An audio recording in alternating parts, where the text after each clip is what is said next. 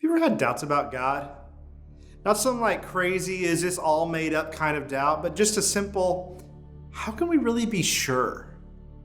I mean, isn't it in our nature to question things? Last week we talked about God the Creator and how everything was created by God. The fish, the land, the sun, the moon, and time itself were created by God. But He saved His most prized possession for last, us. This is our key truths from last week. That God is the designer and creator of all things, and humans have a special place in God's creation. Today we're going to talk about how we can stand firm in our faith, knowing that life, creation, and morality point to an existence of a God who wants to be close to you.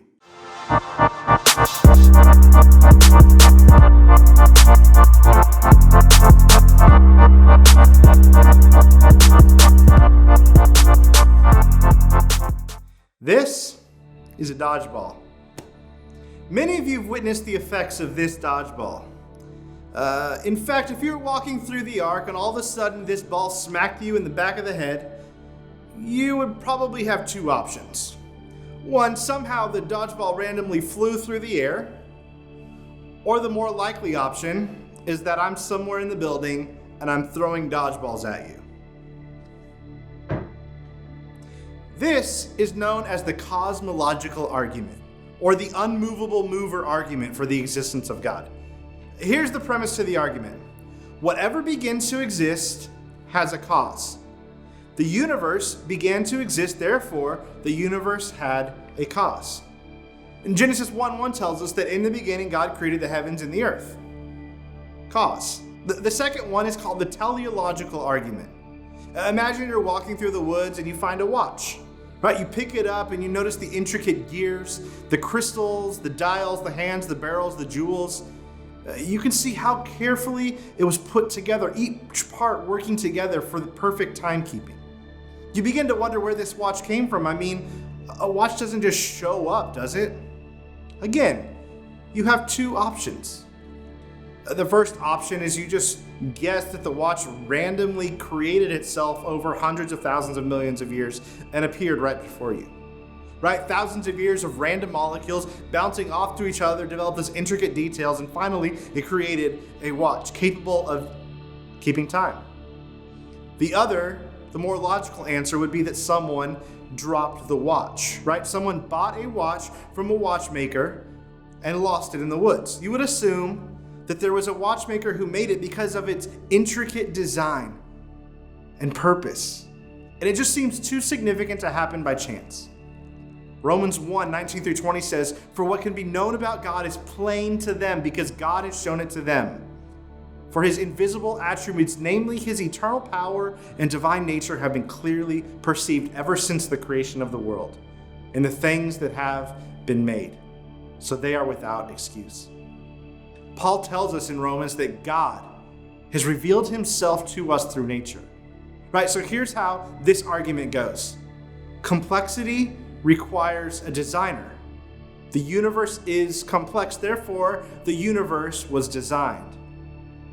And there is no human being that can say they didn't know, because Paul in the book of Romans says that even simply seeing the created world should make people clearly perceive God.